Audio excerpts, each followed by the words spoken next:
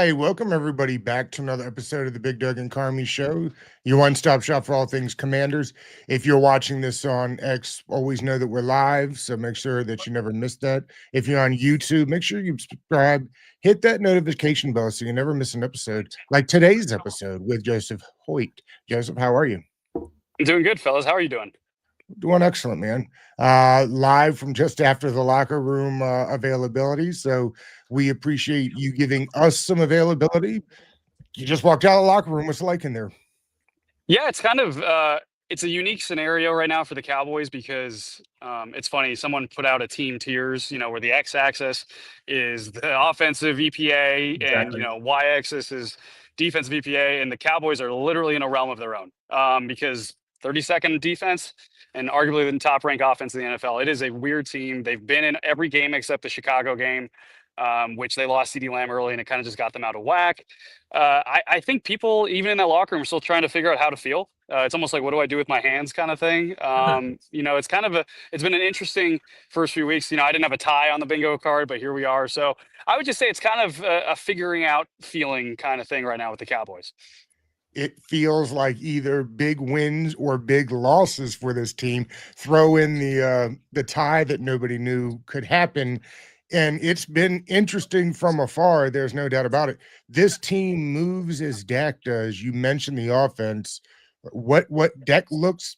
Listen, you start getting up there in age and you have some injuries. You're probably not going to scramble the way we remember him in his second or third year. He's still mobile. This Washington defense gives up yards to quarterbacks on the ground. What does he look like to you? Obviously, much closer to the action than we are. Yeah, I hope this doesn't give you guys a copyright infringement, but I used this song, or he ain't as young as he once was, but he's as fast as he might ever be right now. Yeah. Because just like Toby Keith, he's 10 years in right now. And I asked Jake Ferguson, their tight end, about this early in the season. He's not fast anymore, to your point, Doug, but there's movement there. There's kind of anticipation. There's a little bit of wiggle. He's like, yeah, Jake Ferguson's like, yeah, he's a Clydesdale back there. So it's a little bit of more of a like, he's a horse, but it's more of a like kind of a trot versus a sprint. But I think you're on it. Like, he's not going to gas you in the running game. He's not going to have 10-yard bursts, 20-yard bursts. That's going to give you guys problems. But he has been incredibly mobile within the pocket. He has been incredibly good and anticipating blitzes and anticipating where pressure might come. I don't know if you guys have kind of followed this part, but they've had a lot of injuries on the offensive line. They've had a lot of Absolutely. rotations, right? And they even had 4 offensive linemen out against the New York Jets, and that wasn't a problem. And a big part of that was not because guys weren't getting beat, is because Dak was getting the ball out. He knew where his keys were. He was moving when he had to. Right now, I think Dak Prescott, this phrase has been kind of thrown around a lot with him. Is he playing the best football of his career? Mm. I'm not sure about that, but he's playing the most commanding football of his career. I think he is so in tune with everything. It's almost like a little bit of a Doctor Strange feel back there right now, where he knows all these different outcomes before they even happen. I think he is so in tune with what's required of him on every given play and what he's able to get on any given play. He's been absolutely fantastic for the Dallas Cowboys. Mm. Joseph, to that end, you talked about the dichotomy between the offense and the defense. The defense has been struggling a little bit this so far this year. What do you attest to that? So Matt Eberflus, the defensive coordinator, is it more of his scheme that's potentially having some flaws, or is the personnel? Micah Parsons was a big trade and he went to a different team. What are you seeing here in Dallas? Yeah, it's kind of ironic because, the Cowboys peddled this image that, hey, with Micah Parsons, they were going to struggle on run defense. And, well, they're still struggling on run defense, and the Packers are the number 1 run defense in the NFL. So do with that what you will.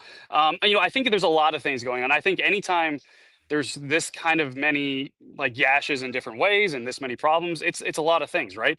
I do think you got to start at the top with Matt Eberflus. I think right now their scheme, if you kind of look at the personnel they've had over the years, the Deron Blands, the Trayvon Diggs, guys that kind of are a leading man coverage that can jump passes and make plays.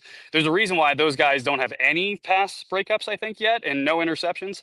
It's because it's been a very soft zone. It's like, hey, we're going to rush 4 and we're going to run zone all the time. And I think one thing you've kind of found is that teams are keying on that with zone coverage. And go watch the Carolina game a little bit last week, and you're going to see a lot of plays that put flat defenders, specifically in zone coverage, in tough positions. Oh, do I carry this guy on a wheel route?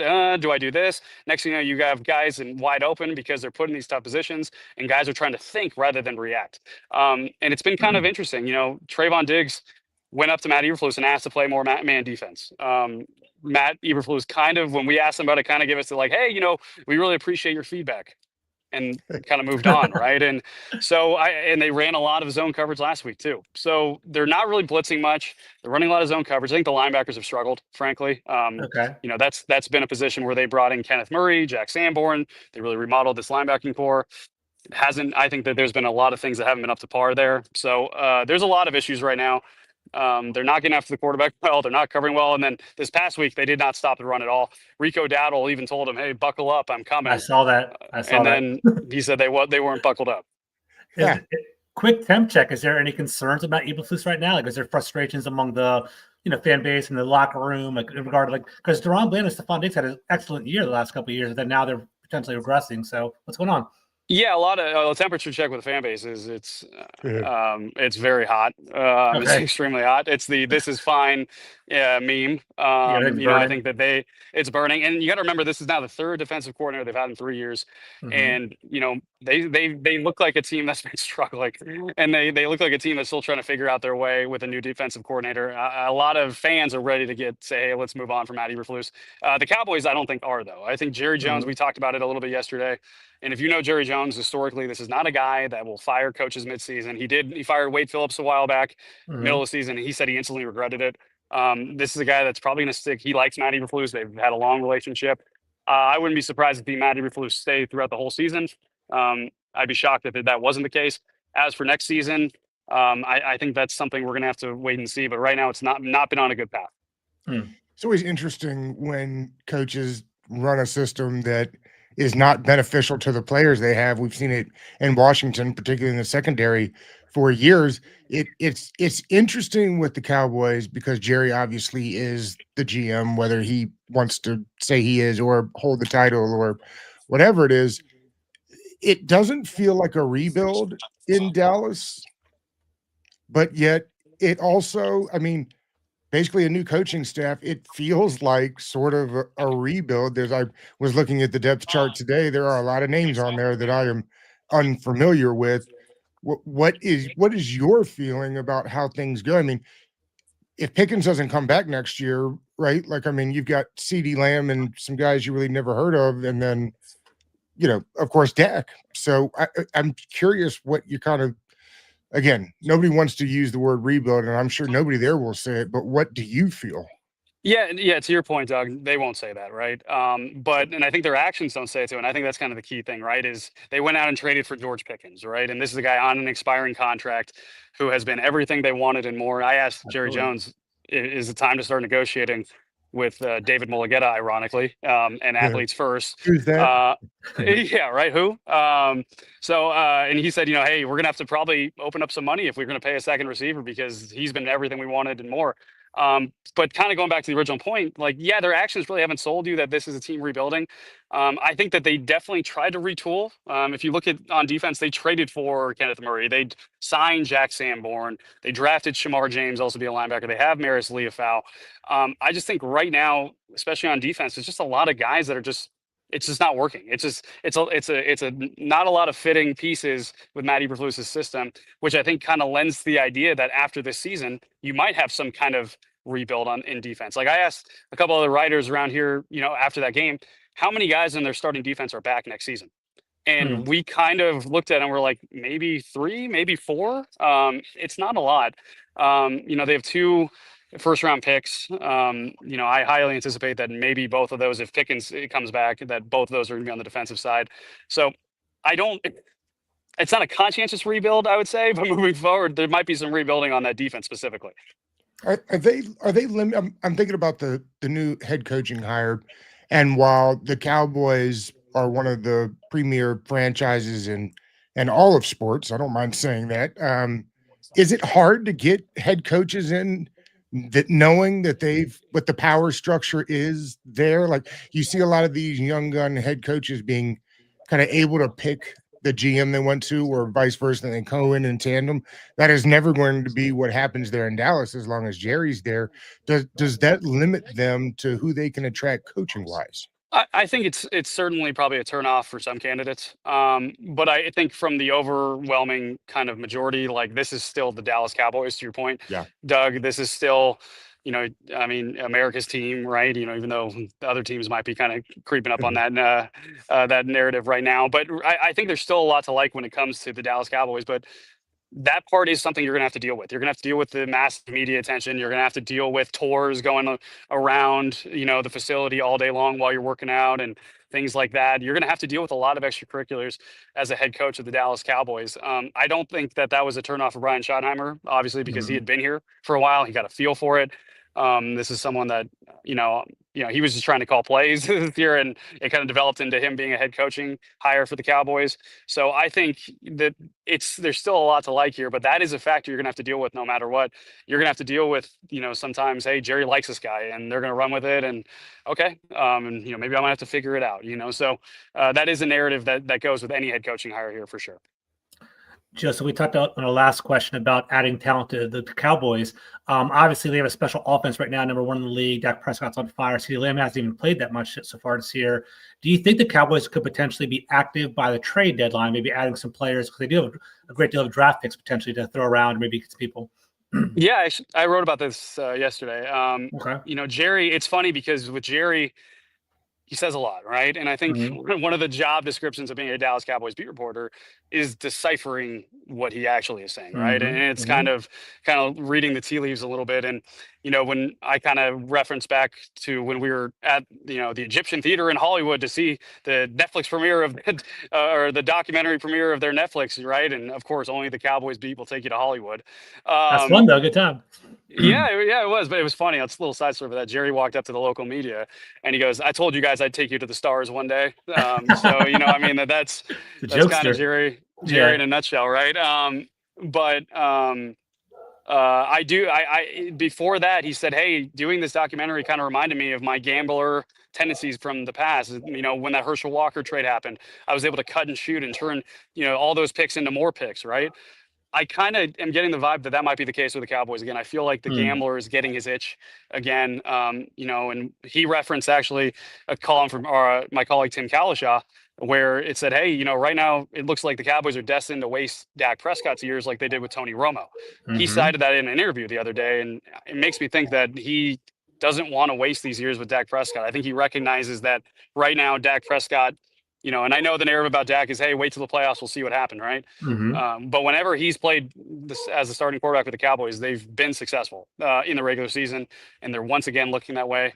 I think that the gambler might want to make one or two moves to help a defense that, as we pointed out, is ranked 32nd in the NFL. It's interesting. The NFC East has quickly become one of the tougher divisions in football. If Jackson Dart becomes something with the Giants, people are going to have to start making moves. I'm curious how the first round pick for the guard out of Alabama been. There were some concerns about his mobility and speed. You don't necessarily really need that at the guard spot. A lot of teams were still high on him. I know the Cowboys at the time were excited to have him. How's he been so far? Yeah, so he's missed the last 3 games due to a high ankle sprain, but is expected to be back this week. But when he's been in there, he's been really good. And I think it's one of those things right now where, I don't watch Cowboys games and I'm like, oh man, there's, I'm trying to think of a good example. There's a dominant guard who's throwing guys over the field left and right, and he's an absolute steamroller. That's not the vibe, like just from watching the Cowboys I'm getting. But one thing you don't hear is Tyler Booker's name a lot, which I think that means that when he's been in there, it's been seamless. He's a guy that kind of looks beyond his years in terms of his intelligence. The other thing too, Doug, you pointed out the athleticism. That was a concern, especially, from us external people when they drafted him. You look at kind of the RAS scores and you kind of, I don't know. That hasn't been a problem at all. His ability to pull has looked really good. I think he understands angles really well. He's really strong. So I think that's a boost for them to get him back this week. I'm curious to see how he does though after his first high ankle sprain, playing this week against the Commanders. A lot of Tyler, real quick, George. A lot of Tylers on that offensive line. Too many Tylers, guys. Too it's many hard to keep up with, right? They have to have nicknames for them. You got TG, T Book, Steele. You just call Terrence Steele, or and that's Terrence. And I'm already getting. I'm looping every T name as a Tyler from now on. There you go. I know it's Wednesday, and obviously it's pretty early in the week, but I was curious. Tyler Booker was coming off of an injury. CeeDee Lamb, we saw him kind of running around in practice today. Do you have any sense on who's going to be coming back? Do you think CeeDee Lamb's going to play this week, in your opinion? What are your thoughts? Yeah, expecting CeeDee Lamb to play. I'm expecting Kevontae Turpin to play, expecting Tyler Booker to play. Ironically, this is some of the healthiest they've been all season already. Is going to be against the Commanders this week. I think that Jack Sanborn will be back. And like I said, I don't think the linebackers have been necessarily very good so far, but I'll say this. The run defense looked a lot worse without Sanborn out there on Sunday. So I think that he might help in that regard, maybe getting guys lined up, which has been a problem in terms of their alignment. But yeah, they're going to be really healthy, gearing up for this game against the Commanders. Interesting. 2 top 5 offenses against 2 bottom 5 defenses, basically. Who gets the nod there, Joseph? So I laugh because, like, it's such, to your point, Doug, it's such an interesting game. And the thing I keep coming back to with the Cowboys is one thing I can guarantee, I feel like, about this game is that it's going to come down to the final 30 seconds, the final minute, a final play, because that's all the Cowboys games aside the Bears have really come down to. I think that this team with this offense, it's funny, you always say a good defense will be the thing that keeps you in games, right? Ironically, their offense is keeping them in every single game. Washington, I think, kind of knows that narrative pretty familiar as well, as you guys have kind of noted. I expect this to be a high-scoring game. Right now, I'm giving the Cowboys a slight edge just because I think that they're going to be a team, and hear me out on this, they're going to be a team that I think is just going to kind of snap all year long, where they're going to have a big win followed by a tough loss, and a big win followed by a tough loss, and vice versa over and over again. After a tough loss against Carolina, part of me thinks that they come out and get an important win for them, only to potentially lose again in Denver on the road next week. So that's kind of where I'm at right now with this team.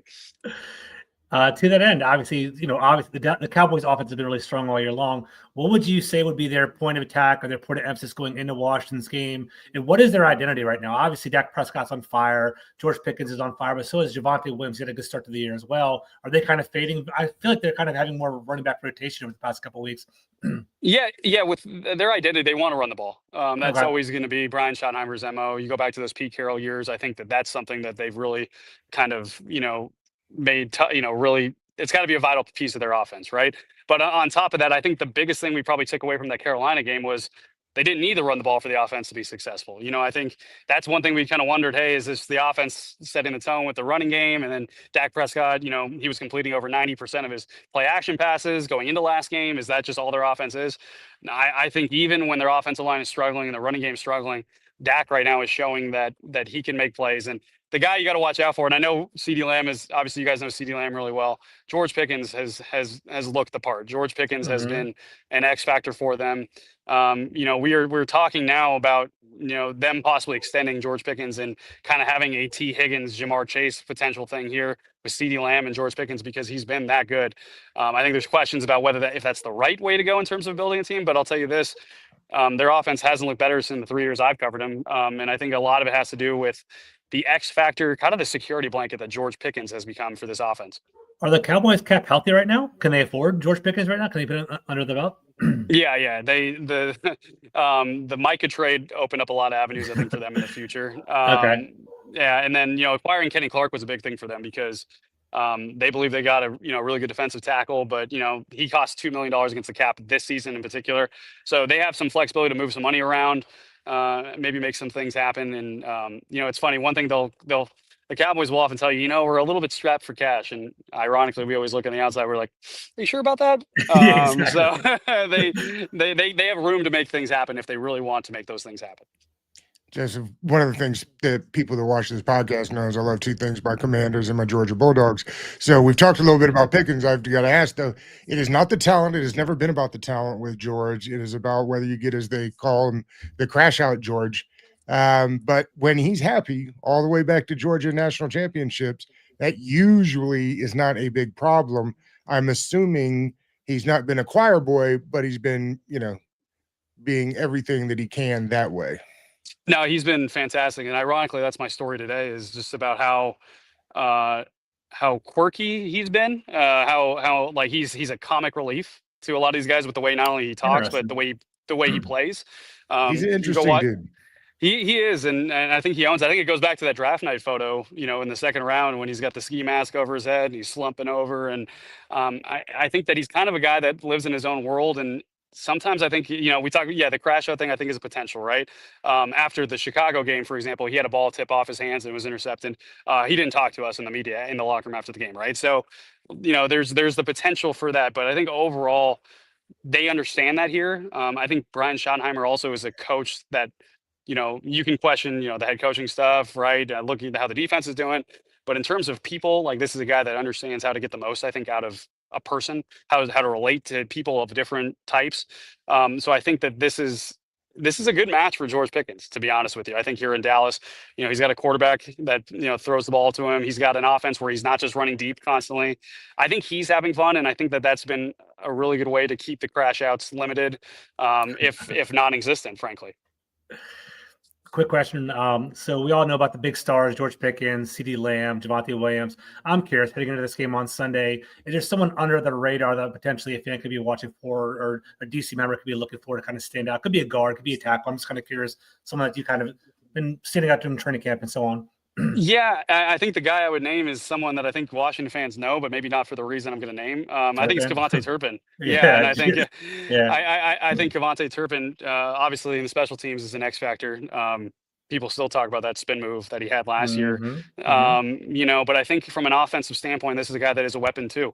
The whole time, I think since he's gotten in the league, he's been a returner, right? But they're trying to learn offense, and I think he's finally learned how to be a wide receiver in the NFL. I think he understands, route stuff, and he understands not to jump often when, for catching balls. That's been a little bit of a bugaboo with him in terms of his route running. I think this is a guy that can play a lot of positions, and I think it's the guy they're going to want to get the ball in his hands a lot. Maybe not in terms of the frequency that a George Pickens or a CeeDee Lamb might get, but this is someone they scheme things open for. So if you're looking on big play watch potentially for the Cowboys this week, maybe look at number 9. I think that they're going to use him creatively.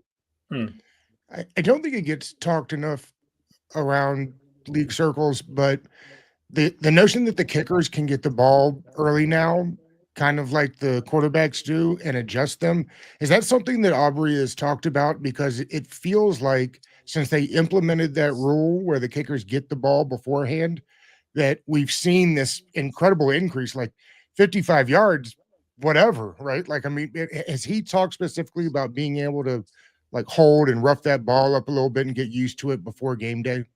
Yeah, we've asked him and Nick Sorensen, their special teams coordinator, about that, and some of the other guys in terms of that special teams battery. I'll say this though, like I think leg distance has never been Aubrey's issue. I think that he mentioned it might give him 2 or 3 extra yards, right? And at that point, we're talking about a maximum of 72 versus 70. I'm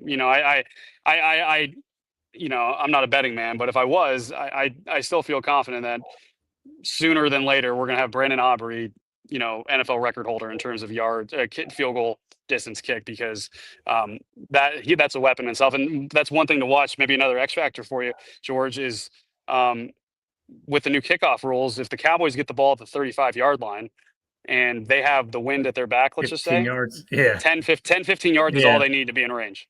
Crazy. And I think that's something that might come down to the end of this game, especially indoors. Just we get people out of here like this on Wednesdays. If the head coach comes up to you and says, Joseph, how do we beat the Commanders on Sunday? You tell him what? Get 3 stops, maybe. Yeah. Like, I mean, realistically, I think that's all they needed against Carolina to win. And I feel like I'm trying not to puff up this offense too much, but frankly, it's just been working. And I think Dak has been playing at an MVP caliber level if they had the wins. I think that right now their offense is clicking, and their defense is just needs to get a couple stops. And, I think that's not sustainable, right? I've had the stat after the game. Right now, the Cowboys are allowing an average of 30.7 points per game. They're scoring 29.6 points per game.